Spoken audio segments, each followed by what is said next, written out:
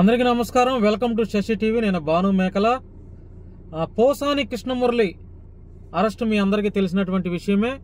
అయితే పోసాని కృష్ణమురళి రిమాండ్ రిపోర్ట్లో ఏ అంశాలపై అసలు ఆ రిమాండ్ రిపోర్ట్ తయారు చేశారు పోలీసు వారు అనేది ఒకసారి చూద్దాం. ప్రముఖ నటుడు డిప్యూటీ సీఎం పవన్ కళ్యాణ్ వ్యక్తిగత జీవితంపై ఎంత దారుణమైన రీతిలో వ్యాఖ్యలు చేశారు పోసాని కృష్ణమురళి మనందరం చూసాం.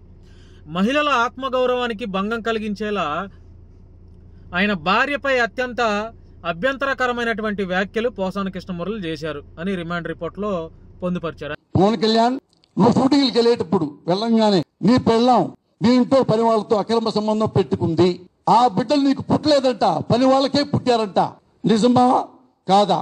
తల పట్టుకోకలేదు. అంతేకాకుండా దళితులను కించపరిచేలా విద్వేషాలు రెచ్చగొట్టేలా పోసాని వ్యాఖ్యలు చేశారంటూ ఆ రిమాండ్ రిపోర్ట్ లో కూడా ఉంది. అంతేకాకుండా రాజకీయ నాయకులని వారి కుటుంబంలోని మహిళలను అసభ్యపరచాలంతో దూషించారు. పోసాని కృష్ణమురళిపై రాష్ట్ర వ్యాప్తంగా 14 కేసులు నమోదయ్యాయంట. పోసాని సినీ రంగానికి చెందిన వ్యక్తి, అందులో ప్రముఖ రచయిత, ప్రముఖ డైరెక్టరు, ఆయన తెలియని వారు అంటూ ఎవరూ లేరు. ఆయన సినీ రంగానికి చెందినవారు కావడంతో ఆయన ఏ మాటలు మాట్లాడినా కూడా అవి ఇతరుల మీద ప్రభావం చూపుతాయి, ఒక కామన్ మ్యాన్ మీద కూడా ప్రభావం చూపుతాయి. ఎందుకంటే ఒక కామన్ మ్యాన్ అసభ్య పదజాలంతో మాట్లాడితే ఎవరు పట్టించుకోరు. సో ఒక సెలబ్రిటీ హోదాలో ఉన్నటువంటి వ్యక్తులు మాట్లాడితే అవి సామాన్య వ్యక్తుల మీద కూడా ప్రభావం చూపే అవకాశం తప్పకుండా ఉంది. సో విచారణకు పోసాని సహకరించలేదని చెప్పి కూడా ఆ రిమాండ్ రిపోర్ట్లో పోలీసు వారు అయితే పొందుపరిచారు. సో మొత్తానికి 14 రోజులు రాత్రి అంటే 9 గంటల పాటు పోలీసులు విచారణ చేస్తే రాత్రి జడ్జి ముందు పోసాన్ని హాజరుపరిస్తే ఆయనకు 14 రోజులు రిమాండ్ అయితే జడ్జి గారు విధించడం జరిగింది. సో మరి ఇక అన్నమయ్య జిల్లాలో ఉన్నటువంటి ఆ సబ్ జైలుకి తరలించారు పోసాని కృష్ణమురళిని. సో ఆ పోసాని కృష్ణమురళి తరపున వాదనలు వినిపించినటువంటి పొన్నవోలు సుధాకర్ రెడ్డి ఆ తీవ్ర స్థాయిలో పోసానికి బెయిల్ ఇప్పించేలా ప్రయత్నాలు అయితే చేశారు. కానీ జడ్జి గారు అయితే ఏమాత్రం అంటే ముభావంగా అంటే ఏ మాత్రం కూడా పోసాని కృష్ణమురళి చేసినటువంటి వ్యాఖ్యల మీద పాజిటివ్ రెస్పాన్స్ గా అయితే జడ్జి గారు లేరు. 14 రోజులు రిమాండ్లు అని చెప్పి జడ్జి గారు తీర్పు ఇవ్వడం జరిగింది. సో మరి పోసాని కృష్ణమురళి అయితే సబ్ జైల్లో కూడా అడుగు పెట్టేశాడు.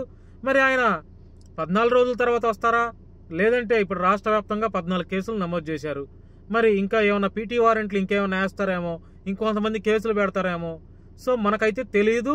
కానీ పోసాని కృష్ణమురళి చాలా మంది రాజకీయ విశ్లేషకులు, చాలా మంది పొలిటికల్ రాజకీయవేత్తలు కూడా పోసాని ఇప్పుడే బయటికి రాడు, కొంత టైం పట్టుతుంది, 3 నెలలు 4 నెలలు ఎట్లయినా సరే ఆయన లోపలే ఉంటాడు అని చెప్పి చాలా మంది రాజకీయ విశ్లేషకులు కూడా ఈ విధమైనటువంటి అభిప్రాయాన్ని అయితే తెలియజేస్తున్నారు. మరి ఇప్పటి వరకు 14 కేసులు నమోదయ్యాయి పోసాని కృష్ణమురళి మీద.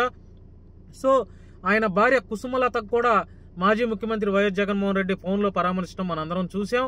సో ఈ రోజుల్లో అంటే ఎవడు అధికారంలో ఉంటే వాడు చేసిందే సక్రమం. అది చాలా మంది పోసాని కృష్ణమురళికి సంబంధించినటువంటి అరెస్టు అక్రమం అంటున్నారు. కానీ ఈ రోజుల్లో నేటి సమాజంలో అక్రమం లేదు, సక్రమం లేదు. తప్పు చేస్తే వాడు అధికారంలో ఉన్న పార్టీ వారు ప్రతిపక్ష వాళ్ళు ఏ మాటలు మాట్లాడినా, అది ఒకవేళ సక్రమమైనటువంటి మాటలు మాట్లాడినా అది అధికార పార్టీ వారికి అక్రమమే. అది ఈ గవర్నమెంట్ ఉన్నా, ఏ గవర్నమెంట్ ఉన్నా, ఏ ప్రభుత్వం అధికారంలో ఉన్నా ఈ అరెస్టులు అనేవి మామూలే, రాజకీయాల్లో సహజమే.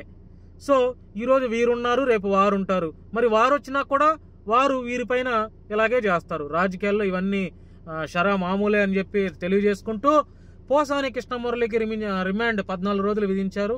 ఈ యొక్క వీడియోపై మీ యొక్క అభిప్రాయాన్ని తెలియజేయాలని శశి టీవీ ద్వారా ప్రజలైనటువంటి మిమ్మల్ని కోరుకుంటున్నాను. Thank you so much.